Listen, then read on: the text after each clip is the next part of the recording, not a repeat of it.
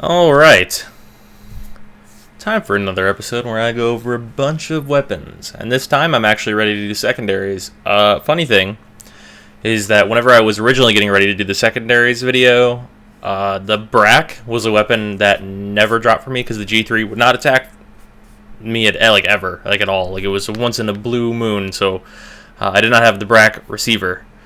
The day that I planned to do the secondaries video, I got the Brakk receiver because of course.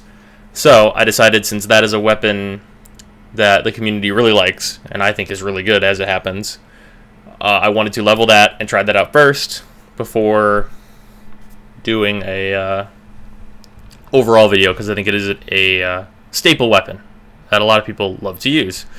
So, secondaries. This is what I have leveled. This is pretty much everything.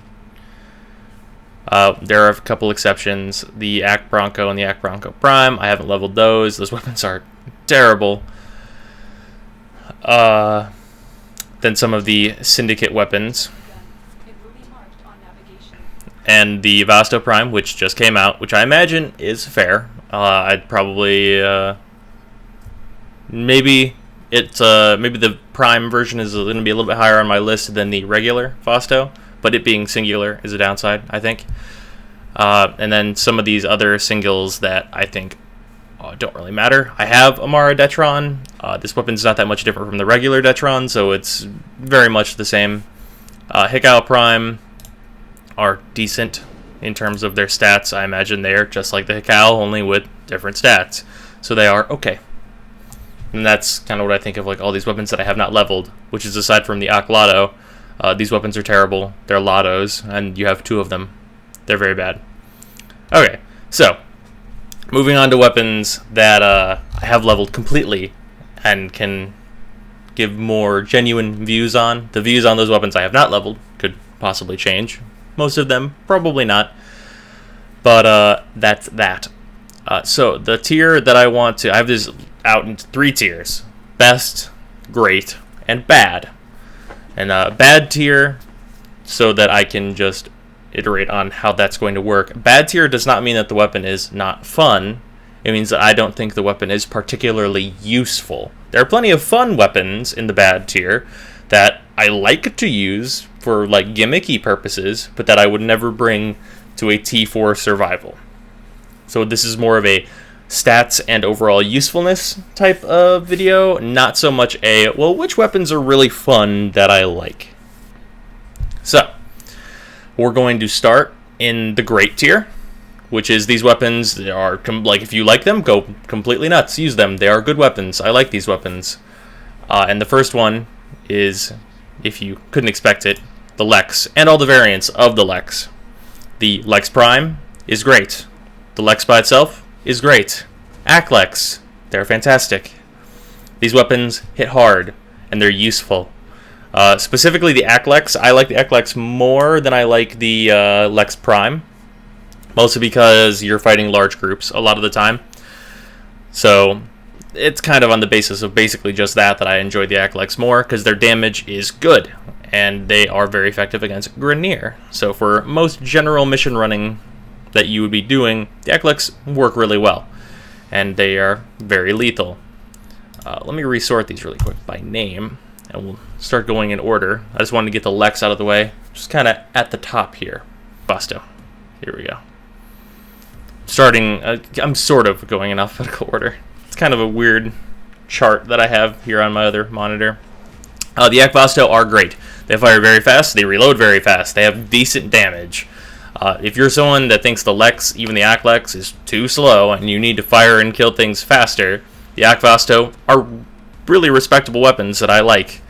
They take shit down, essentially. They're particularly effective against Infested, which is why they shine in that department. And aside from that, on a little minor side note, they're revolvers, and you have 2 of them. They're very stylish. So, these are a weapon that I enjoy. They're fun. Not the greatest of the great, but they have their use, and they're good. Another dual weapon, the Akzani. These weapons are almost in best tier. I really like them. They have a huge fire rate, and they just they're going to be a lot like the Vipers that I'm about to talk about, where they just kill shit, and they're a little bit ammo inefficient, so you'll need ammo mutations. But on the Warframe specifically, they're used for Mirage. They're even more effective. But even as they are, they're really, really good. And they're very good, specifically, at popping nullifier shields. Because they can do it really, really fast. So they have that going for them. And nullifiers are a big problem. So they're in there. Okay. And now we're going to go over the Akmagnus. This is your dual pistol status cannon.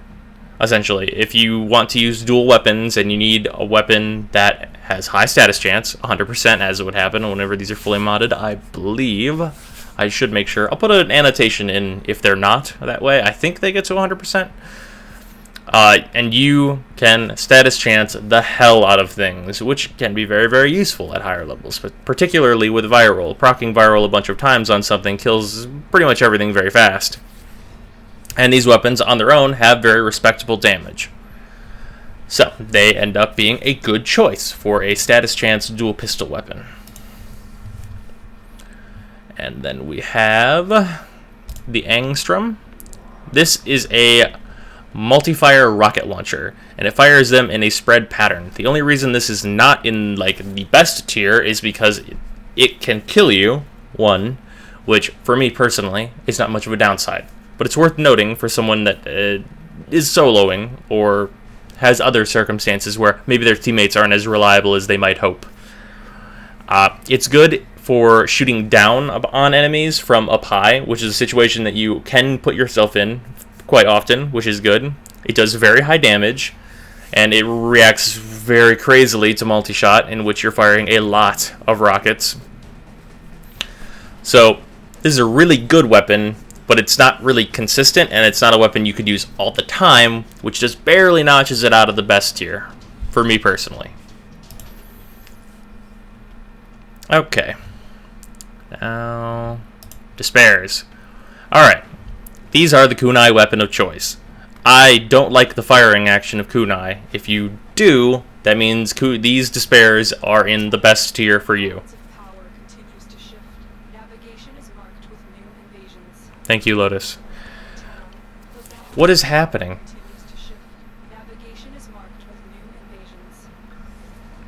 Okay, now that the Lotus has stopped interrupting me, thanks. These Despairs will be in best tier for you if you really like Kunai or if you really need a silent weapon. And they have good damage, and they're generally just good overall. Problems with this weapon is that you get it from Stalker, so it's not a thing that you can just go get. You kind of have to get lucky. So there's that. That doesn't really factor into how I'm judging these weapons. For me, they're in great tier. If you really like the Kunai, or if you really need a silent weapon, they'll be in best tier for you. They're very respectable, good weapons. Alright, the Twin Vipers. These are the weapons that you would use if you need to kill one enemy right now up close. Because the secondary shotguns, with one exception, two exceptions, are not great. This is a weapon that you can either burst at slightly larger ranges or unload at very close range to do a ton of damage very, very quickly. The Wraith version of these weapons is outstanding and does even more damage.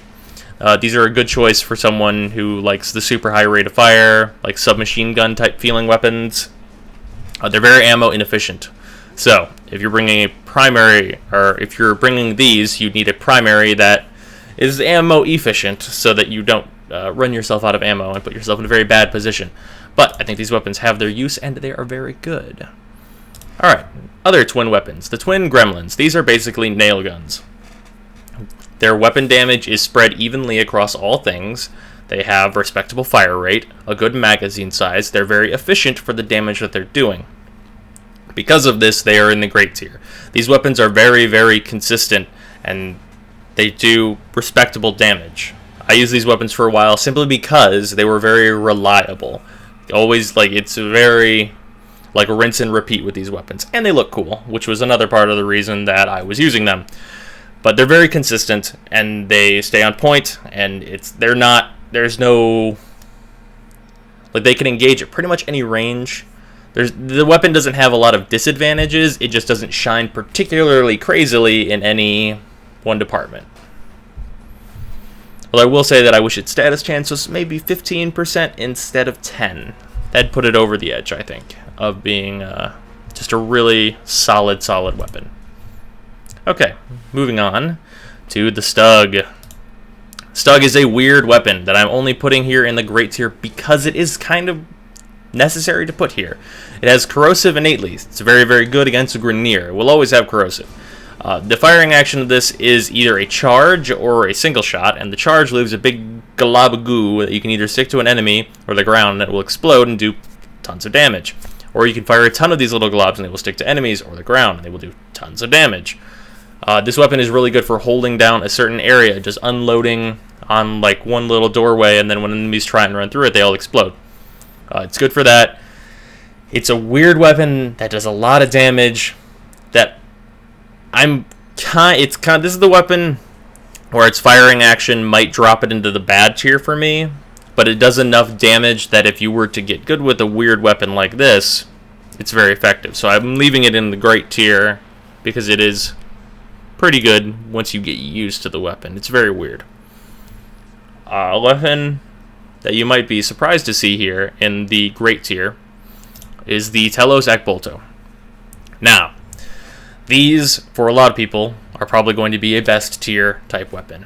These weapons heal you whenever they proc their syndicate related effect, so that is a huge plus for these weapons. The thing that these weapons, in my opinion, are bad about, they don't have any slash, which is a slight disadvantage. Their damage is not particularly high, and they're single fire weapons that don't essentially kill instantly. You'll have to click a lot, and this can affect your accuracy. People using an auto clicker, that kind of stuff, I'm not going into that weirdness, but I just don't think the stats for this weapon stack up high enough to put into the best tier because there are weapons that are so much better. So while these weapons are fantastic and totally usable and great if you need healing, even though there is a better option, if you're into the dual pistols, this is probably about the best thing that you could get. So there's that. Then in this tier, we also have the Nukor, another status weapon. This is basically a microwave ray gun. It does radiation innately, so it's got the confuse going on for it. Its status is high, its magazine is reasonable, its ammo pool is good, its fire rate is fine. With multi-shot mods, this weapon becomes very, very effective. There's not a lot I can say besides this weapon. This weapon probably wouldn't be in this tier if its status chance wasn't where it is, but being able to quickly and easily affect a huge group of enemies with radiation and have them all confused and not exactly able to fight back against you is very useful, which puts it here. Alright, the Pyrana, one of two shotguns that I think is any good. This weapon is a handheld shotgun. It does its job. It's mostly slash damage. This weapon is not a Brakk. Or not, whoa, it's not, okay, well, it's not a Brakk and it's not a Bronco. The Broncos are terrible. I really would encourage anyone to stop and never use a Bronco, because they're really bad, even the Prime version. So, the Pyrana is the good alternative. Alright, that does it for the great tier. Now moving on to the bad tier, because we're saving the best for last.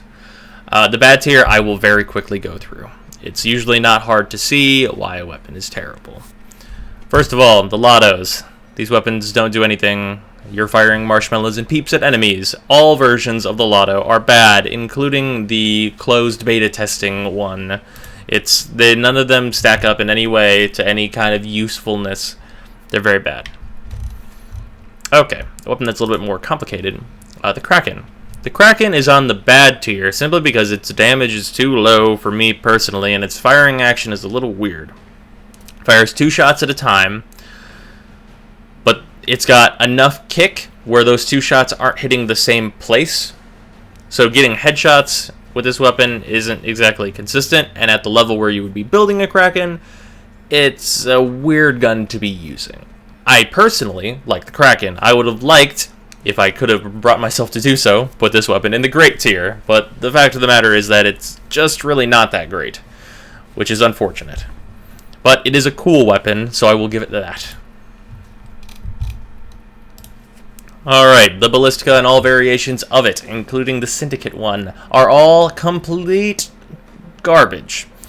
You can charge this up, which it's a secondary weapon. Why would you want to charge this up? Bring a goddamn bow. And it has a burst fire that recoils left and right. I don't know who thought that was a good idea, but it's a terrible idea, and it's very inaccurate, and its fire is slow, and its clip is nothing if you're going to be burst firing it, and its accuracy is like okay, and its fire rate's low. There's just, this weapon's terrible. Its Syndicate version is by the margin of maybe a couple % better, but damn, this weapon's terrible. Alright, a weapon that people might not be happy that I think is terrible, the Castanas, and their Syndicate variant. These weapons are bad because of their firing action. The way that you fire these weapons, you throw 2 and reload, and then you can throw 2 and reload, and throw 2 and reload. The reload rate is 1, not fast enough. It's 1 second, not fast enough. These should be having an ammo capacity that is akin to the regular kunai, in my opinion. And you have to you can't zoom in with these because your right click is a detonating action for them, and getting enemies to stand on them is a pain in the ass, and they don't do enough damage to justify how much of a pain in the ass they are to use. This is not to say they're not fun. I like these weapons. Setting up little traps for enemies and then zapping them when they come near it is cool. I like it. It's a neat concept. The stats don't back up that concept, so the Castanas, in my opinion, are very, very bad. I don't like them. Okay, moving on.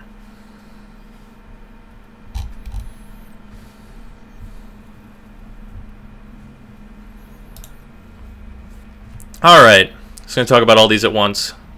The Bronco, Bronco Prime, Act Bronco Prime. They're all bad. They're all terrible. They suck. They don't have enough shots in the clip. They reload too slow. They don't do enough damage. And having a shotgun as your secondary is generally just going to suck generally. Just like it's most of the time, unless it's doing insane amounts of damage, which we will get to later, is just not going to be worth it. They're kind of neat. The single Broncos are completely unusable. I have not used the double, but doubling up one of those weapons ain't going to help it. They're not good. Their firing action sucks, and it's just, They don't have enough bullets. Like, the stat differences, like, there's just not a lot going for it. Not a lot. Alright. The Hikou, the Kunai, and Hikou Prime, probably not. Hikou Prime is probably up there with Despair. Hikou and Kunai normal, though. This is not to say at the beginning of the game, the Kunai that you can choose are not good. Those first Kunai that you can choose are really, really good. The Hikou and the normal Kunai, however, I don't think are worth building. They are okay if you like throwing stars or throwing daggers or whatever. Cool. They're very stylish. In terms of like a useful weapon that you could build, I don't think they're very good. They're okay. They're not very good. And that puts them in the bad tier because they also have travel time. Okay. Now we're going to talk about the Furis. This includes the Act Furis, which is 2 of them, and the exception to this rule is the Dex Furis, which is a special 1-year anniversary version of the Furis that are actually really, really good. Normally, however, the Furis and the Act Furis are not good. Their damage isn't high enough, their ammo inefficiency is too crazy, and you just can't really build them in a way that makes them good. Now, I do have them, so we will look at the exception to that rule, which is the Dex Furis. These weapons have respectable damage, a huge clip. Like, they've got a good fire rate, decent critical chance. Their reload's pretty nice, and they look cool, which is a bonus. And their accuracy is actually not that bad. And using these compared to using the Furis, their stats aren't that different.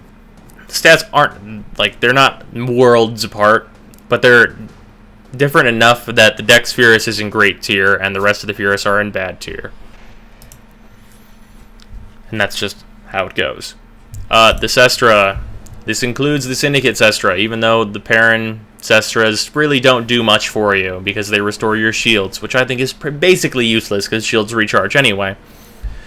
The thing that is bad about these weapons is that they have travel time, and they don't do enough damage, and they have to wind up, and they're inaccurate. The list goes on. They're fun. They make a pretty light show in front of you. They just are not very useful. They're cool, not very useful. Alright, the Seer. The Seer, at face value, looks fine. It has some awkward things about it that make it really terrible. It's basically a Lex, except for it has travel time, and zoom in is slightly more, which can be off-putting going from regular zoom-ins, which I find it off-putting to be zoomed in farther. I would rather have the FOV actually widened in this game. It looks cool, and you get it from Vor, so it's fairly easy to get. But it just doesn't do enough, and travel time is too big of a downside for a single-shot weapon that just doesn't instant kill, essentially. And its magazine size is low, its fire rate is slow. You're just, you're better off with a Lex by a huge margin. Oh, a weapon I had forgotten. The Acrid. Okay, the Acrid used to be fantastic. Now it is not fantastic. It doesn't do much of anything anymore. It has base toxin damage, which I guess would be okay if it did what it used to do, which is go directly through shields, which gave this weapon a unique advantage against specific enemies like Zanuka, for example. Now, however, it does not do that. So this weapon's bad. It's single fire. It's bad. There's not much to be said. This is a weapon that used to be good. Now it's bad. It's really unfortunate, but that's how it's got to be. Okay. The Spectra. The Spectra is a tiny flux rifle, except for it doesn't do enough damage and its beam is short. Very, very short, as it were. So this weapon has nothing going for it besides maybe its status chance, which is okay. But there are much better choices for status chance, if you need that. That also is on weapons that do damage, or have much larger range. The determinations for this basically go hand in hand with the regular Gammacor in that it's a short beam that doesn't do enough. If it's a short range, it needs to do something great. And this thing's magazine's also not that impressive to me. Alright, Sicarus Prime, and the Sicarus, and anything named the Sicarus. They're all terrible. I shouldn't need to explain this. It's a burst fire weapon that does no goddamn damage. This is the prime version of this weapon, and it's still terrible. That's how you know. That's how you know a weapon is bad, is that the prime version is still terrible. There's no reason to use the Sicarus. Build it for mastery fodder if you really have to. I regret building this weapon. I just had the parts, so I was like, well, I guess. Because the regular Sicarus is terrible, the prime Sicarus is terrible. Alright. Moving on to the best weapons. This is an ordered list from bottom to top. First being the Akstiletto. These weapons are really good and consistent, and they do good damage, and they have a decent critical chance that you don't really need a mod that will increase your damage just because it's there. Status chance is respectable. Magazine size is good for how many bullets it's going to take you to kill enemies on average. The reload rate is very fast. This is probably the easiest weapon to mod, and you just put raw damage on it essentially. And it chews through guys real fast. And it's hit scan, which is great. It was actually really difficult. I wanted to put one dual fire weapon on my best tier list because their firing action is arguably the best. And it was between these and the Akzani. The reason the Akzani lost out is because I considered that most of the time I was using the Akzani, it was because I was using Mirage, and they were being more effective because of that. So the Akstiletto ended up being what I chose based on the consistency of how good the weapon is.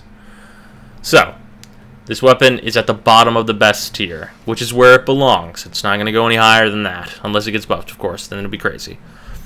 But, that's the Akstiletto. Okay. Next on this list is the Brakk. This weapon's really, really good. I'm glad that I waited to make this video for the Brakk. This weapon, when fully modded, is used specifically for the purpose of killing that guy in front of you. Just that one. I want that one dead right now. I want him dead right. I want the papers on my desk yesterday. I need everyone in this room dead in one shot. That's what the Brakk is for. Killing enemies right the fuck now. Switch to it, bang, dead. It's a really, really, really consistently good weapon that wrecks dudes. It is outstanding. And generally, it's here because it does what a shotgun should, and that it just kills the dude in one shot. For 90% of engagements, just blam, and they're dead. That's why it's there. Alright, the aside to that is the Detron, which is much like the Brakk, but it's more of a...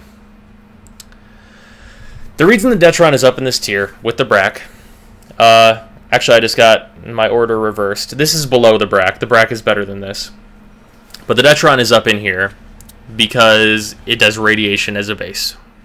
And using the damage mods that also give status chance, it's good crowd control at close range, if that makes sense. I had a difficult time trying to put this into the great tier because I've used it to such a great effect in T4s.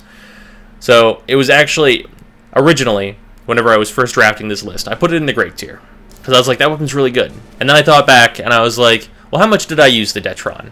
And I thought back to me using it in T4 defense, at T4 survivals, going like 40, 50 minutes, and it's still killing things and being useful because it was proccing radiation on enemies and the other elements that I had put on it.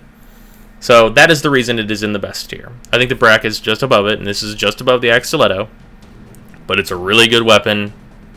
And this and the Brakk are both chanced things to get. One is from the Zanuka Hunter, one is from the G3. If you get one or the other, they're both good rewards. Okay, so moving on to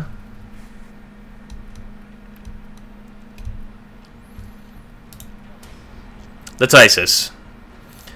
I got a lot of flack from my inner circle of friends because I had a Warframe video where I went a little overboard on the Tysis. I was kind of just praising its merits very crazily. Since I've learned more things about the game, Tysis moved down slightly on my list, a little bit. This would probably be number 2 on my list if things in how I play didn't change a little bit. The use that I had for this weapon before was that it very easily gets to 100% status chance. This is a status chance cannon that does respectable damage. And with multi-shot, you're getting 3 procs of corrosive every time that you were to fire it. So, what I used to use this for was stripping the armor off of heavy gunners, because they used to be very, very dangerous before I kind of went in and did the math on corrosive projection and was like, well, why am I not just doing this in my long, endless missions? And my Tysis kind of got put up on a shelf. Now, on the basis of many people not being able to organize a 4-man group that has corrosive projection for those long runs, the Tysis is really good still for that exact purpose. Stripping the armor off of enemies that have so much armor that they become insanely hard to kill. Or putting radiation on it, viral. This weapon's really good because of its status chance and respectable damage that you will get to when using it. It's a good gun. Okay, I think I'm done here. If you want to hear me go crazy about the Tysis, it's whenever the gate crash event was going on.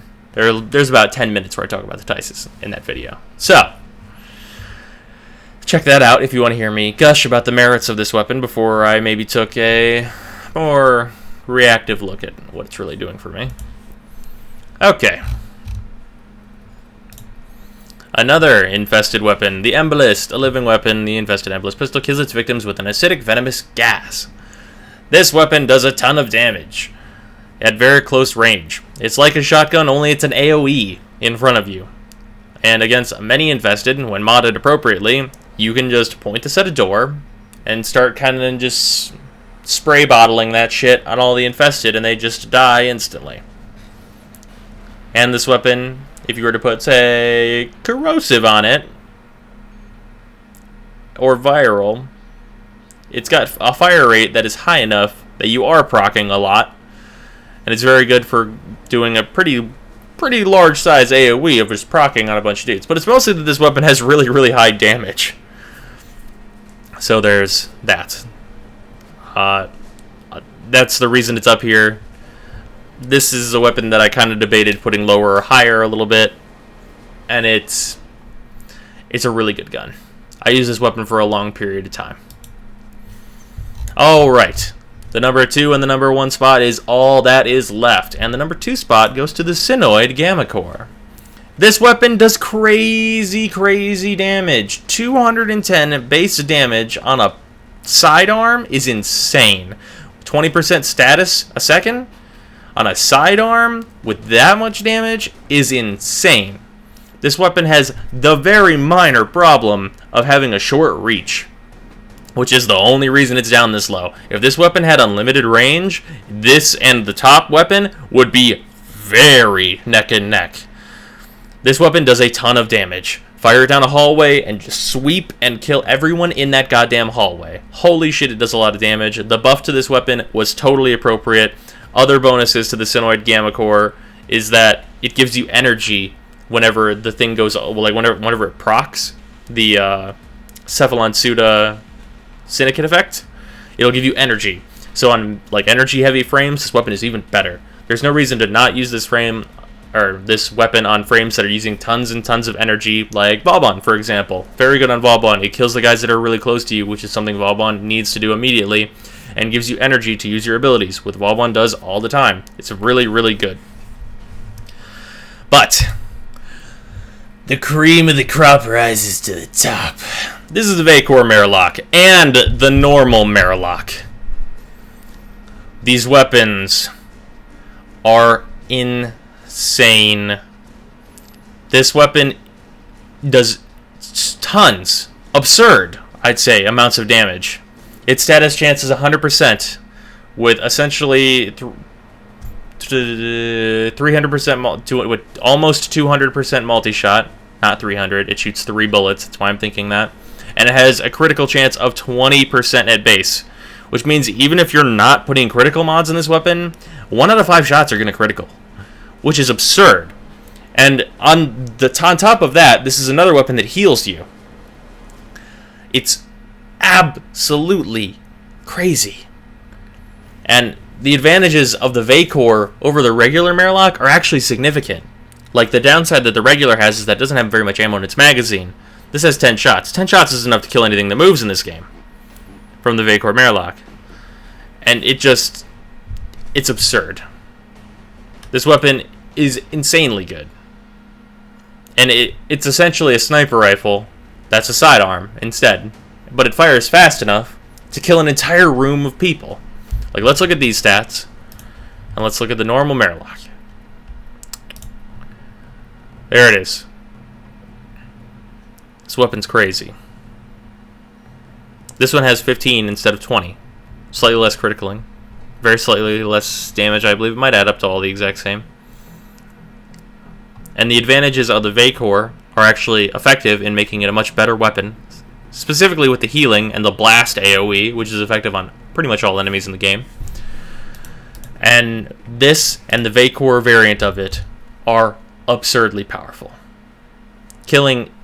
Just killing anything that moves in 1 or 2 shots. You're going to get to absurdly high level missions before that weapon is taking multiple shots to kill things. And it's just a solid gun. Like, the Mareloks and the Gammacor, the Synoid Gammacor specifically, are so good.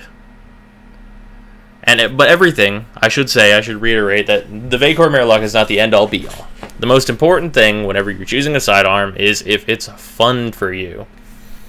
So, take that into account whenever you're making a decision. But also take into account that maybe some weapons are more effective than others. If some are, like, choosing something, I would encourage people to choose something that's more middle of the road, which is a design that you like, that is as high up in the tiers of usefulness as possible. Because I'm sure in the best or great tier you can find a weapon that you really like. And no one's any of those weapons in the great or best tier. If anyone were to give you shit about any of those weapons, they probably just, their standards are too high. They're like, oh, people should only be using the Vaykor Marelok. And that's not true. People should only be using the Synoid Gammacor. That's not true. Use what you want, but make sure it's effective. Because people will give you shit about using a Lato if you're mastery rank 10. That'd probably not be great unless you're just leveling it for mastery. And they would be right too. If you're using the Lato and you're mastery rank 10, I just gave you a huge list of everything that's better. Literally everything in the game is better than the Lato. Maybe the exception of the Sicarus, actually. They're in close contention, the Lato and the Sicarus, for worst weapon. But, yeah. That's what I think of the secondaries in the game. The whole best tier, I will be putting, just to reiterate, in the description of this video, my entire list will be there if you want to look at it for reference or anything like that. So that's there. And if there's any weapons that you would want to contend me on that's like, this weapon's terrible, or this weapon should be in the best tier because this or that, then feel free to do so. Because I do like having other input whenever I'm discussing weaponry and how good it is. I feel like I might get a little bit of shit for the Castanas, but they're down there because of their firing action. And that's that for me. So, that about does it for weapons. The last thing that we have to go over is melee weapons, which, let's see how close I am to done with melee weapons. Getting there. Getting real close. Typedo just came out. Building it right now. Skindo Prime. Maybe it'll drop for me once in a blue moon. Ether Daggers are not available. So, those will be soon, TM. And I'll have those done. So tell me what you guys think of the video, and if you want to see maybe a specific build for a weapon or a Warframe. I'm considering doing Warframe loadouts and like what mods are good on what Warframes, and maybe a larger mod discussion as a whole. So if you guys want to see that, tell me, because it would be neat to do, I think. Maybe just go through all the Warframes and be like, these are the builds that are crazy. Some such thing like that. But if you like this video, subscribe and let me know what you like about it. It's really, like, if you want to see more Warframe stuff, I kind of went over this in the video that I did a couple days ago. But if you want to see more Warframe stuff, all you gotta do is tell me. If somebody wants to see what I think of Nova more closely examined, rather than my analysis of all the Warframes that I did kind of quickly, and I kind of just gave each Warframe their own little spot in it.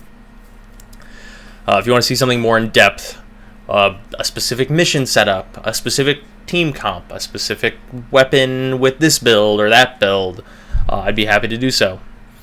Or like a guide to doing really anything. All you have to do is suggest it, and I'd be happy to do so. So I guess that's going to be all for this video, and I'll see you guys in the next video.